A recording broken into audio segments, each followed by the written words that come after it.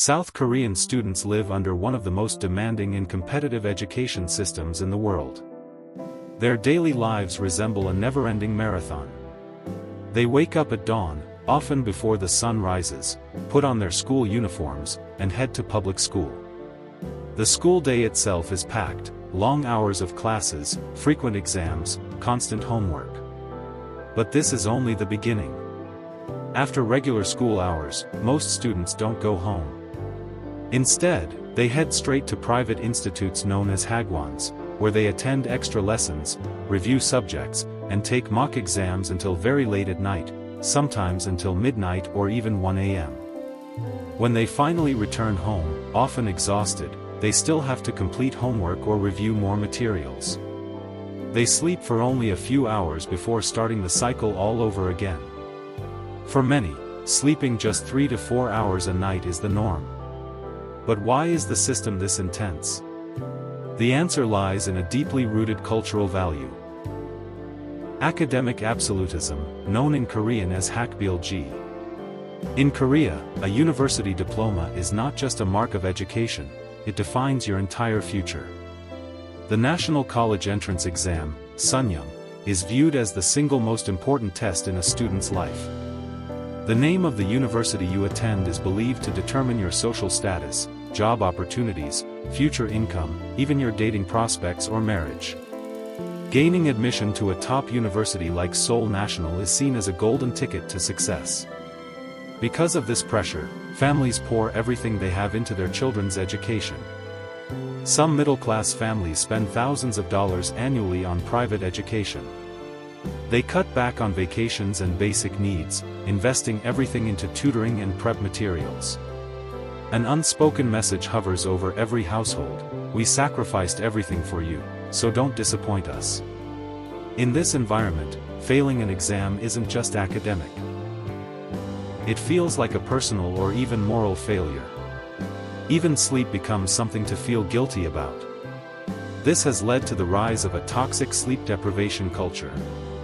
In Korea, saying, "I only slept 2 hours," is often treated like a badge of honor.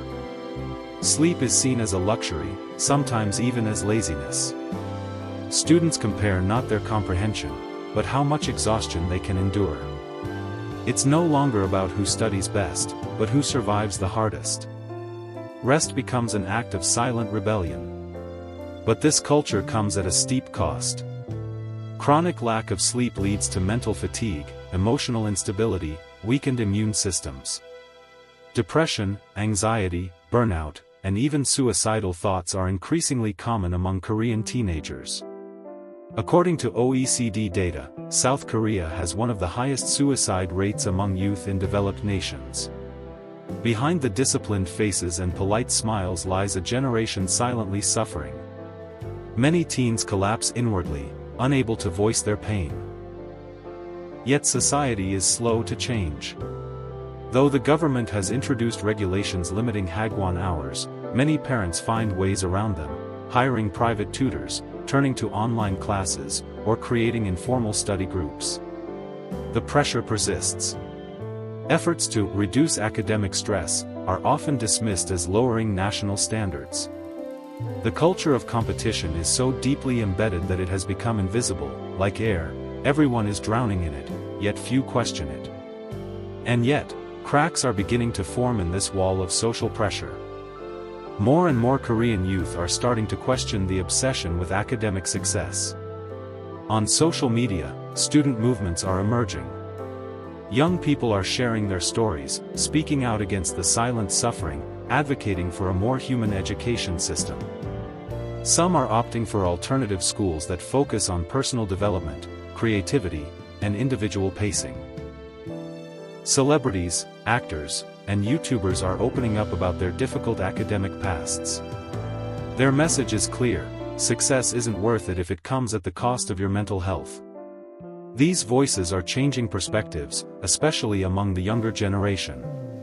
Even some parents are beginning to change. Instead of forcing their children down the same rigid path they followed, they're choosing to support their kids' passions and talents. Though still in the minority, this shift represents a meaningful step forward.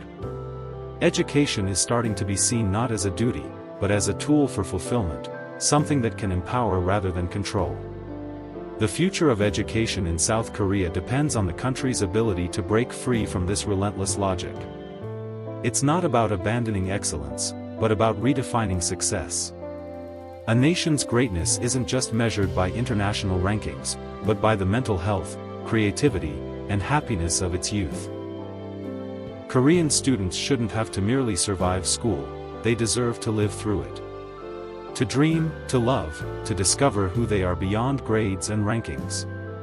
Giving this generation a healthier, freer, more compassionate education system may be the most important challenge of the 21st century.